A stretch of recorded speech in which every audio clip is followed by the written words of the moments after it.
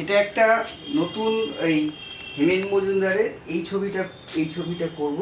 হেমেন মজুমদারের এটা মোটামুটি ড্রয়িংটা হয়ে গেছে। তো ড্রয়িংটাই হয়ে গেলে মোটামুটি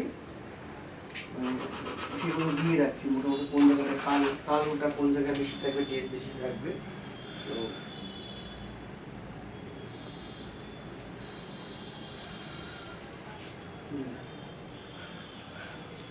ঠিক আছে, ওকে।